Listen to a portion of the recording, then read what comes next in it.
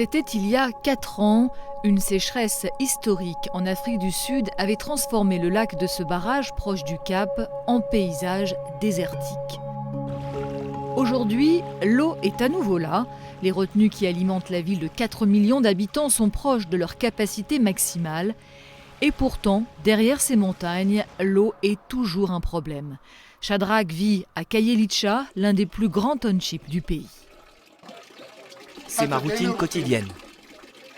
Tous les jours, il se lève tôt pour faire des réserves. Il s'assure d'avoir toujours un grand fût de 100 litres rempli pour que sa famille ait au moins de quoi boire, se laver sommairement et tirer la chasse d'eau une fois par jour. C'est pire maintenant. Parce qu'à l'époque, on savait qu'on avait un problème d'eau. Mais maintenant, il y a de l'eau et nous le savons.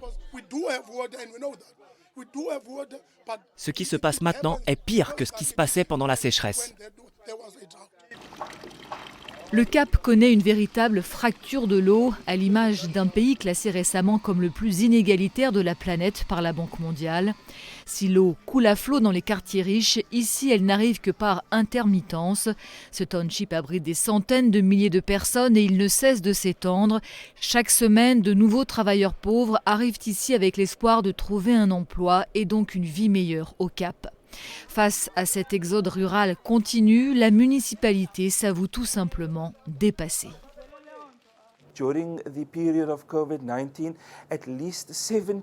Pendant la pandémie de Covid-19, au moins 17 nouveaux bidonvilles sont sortis de terre dans notre ville, en seulement quelques mois. 17 nouveaux bidonvilles. Et on attend de la ville qu'elle fournisse tous les services de base dans ces bidonvilles, ce qui est difficile à faire. La ville assure investir des fortunes dans des infrastructures vieillissantes et elle se défend aussi en invoquant l'insécurité dans certaines zones où ces camions-citernes sont pris pour cible. Mais les problèmes d'accès à l'eau potable durent ici depuis si longtemps que certains s'interrogent sur la réelle volonté de la municipalité de faire changer les choses. Il me semble, j'espère me tromper, mais il me semble que la ville se dit que si on laisse ces gens là où ils se sont installés, avec des conditions de vie aussi dures, ils finiront par partir. Prise entre croissance démographique et dérèglement climatique, la ville du Cap vit depuis 4 ans dans l'ombre d'une menace, celle du jour zéro, le jour où tous les robinets seront définitivement à sec.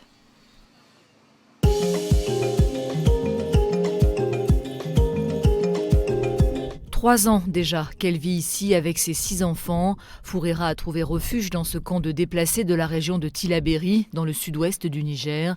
Le Burkina Faso et le Mali ne sont pas loin. Cette zone, dite des 3 frontières, est un repère de djihadistes liés à Al-Qaïda et au groupe État islamique qui multiplie les attaques sanglantes depuis 2017 et encore plus depuis quelques mois. J'ai quitté Tingara pour venir ici, à Tadresse. C'est l'insécurité qui nous a fait quitter notre village. Je me souviens du jour où les bandits sont venus et ont tué l'un des nôtres et sont partis en emmenant une personne. Après, ils nous ont sommés de quitter le village.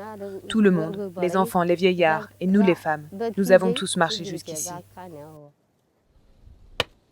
Amadou a lui aussi fui le village de Tingara, autrefois prospère, en laissant tout derrière lui.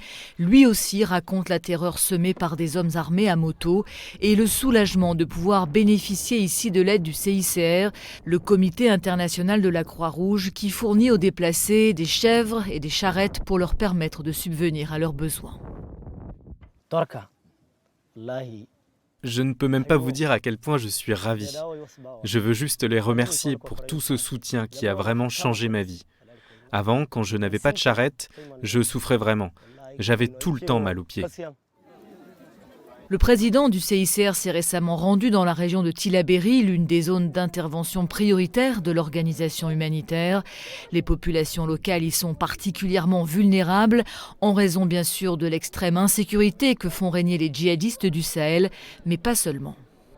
Il n'y a pas seulement la conflictualité qui déplace les gens et qui pose problème pour ces communautés, mais l'impact climatique aussi, ça ressort de tous les entretiens qu'on peut avoir dans un camp de déplacés comme celui-là.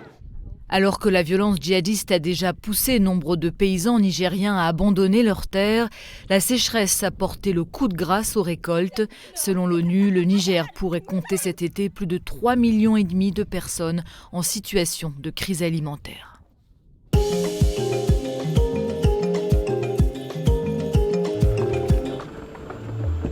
Ils sont attirés là comme par un aimant. Des milliers de bouteilles, bidons et autres emballages plastiques viennent s'entasser dans le barrage de Ruzizi, tout au sud du lac Kivu, à la frontière entre la République démocratique du Congo et le Rwanda. Le relief montagneux, le climat très humide n'aide pas. Même les déchets jetés à Goma, à des dizaines de kilomètres de là, sont charriés jusqu'ici par les eaux de pluie. Tous les déchets qu'on jette dans le lac ou dans la rivière viennent échouer ici, quel que soit l'endroit où on a jeté ça. Le phénomène ne date pas d'hier. Cela fait 13 ans que Biounanine Moubalama s'efforce avec sa barque de déblayer la surface de l'eau. Un combat perdu d'avance vu l'ampleur qu'a pris cette pollution. Tous les jours, il y a des ordures que je suis obligé de nettoyer et je n'ai même pas les outils nécessaires pour le faire. C'est un vrai problème. Et ces déchets ne font pas que flotter. Quand ils arrivent à la centrale hydroélectrique de Ruzizi, la plus grande de l'est de la RDC, ils s'accumulent dans les installations jusqu'à une profondeur de 14 mètres. Ils ont ainsi endommagé l'une des 4 turbines du site. Depuis fin janvier, elle est à l'arrêt. C'est un groupe de 6,3 MW. Et donc sur le total de 30 MW que nous pouvons produire, vous comprenez que 6,3 n'est pas disponible. Et avec cet alternateur également tombé en panne à cause des déchets, ce sont au total 20 MW qui manquent au réseau de distribution, contraignant à restreindre l'alimentation en électricité des villes de Bukavu et Uvira. Il y a donc urgence à agir, à sensibiliser les habitants. Certains appellent même à sanctionner ceux qui se servent du lac comme d'une poubelle. Quelques structures se sont mises en place pour ramasser les ordures ménagères. Parmi elles, Plasticor, petite entreprise privée de valorisation des déchets. Il y a certains ménages qui nous appellent aujourd'hui pour aller prendre leurs déchets plastiques au niveau de leur domicile. Aussi, nous faisons des campagnes de ramassage, parfois dans les rivières, sur la route. Donc nous faisons en sorte que les déchets vraiment n'atteignent pas le lac. Plasticor transforme ce qu'elle ramasse en objets qui se veulent utiles et beaux, des paniers, des pots de fleurs, des poubelles, des tabourets. Mais avec seulement 10 personnes et un travail entièrement fait à la main, c'est évidemment une goutte d'eau dans cet océan de déchets. La petite entreprise rêve d'industrialiser son activité pour contribuer à une réduction de 90% de la pollution du lac Kivu.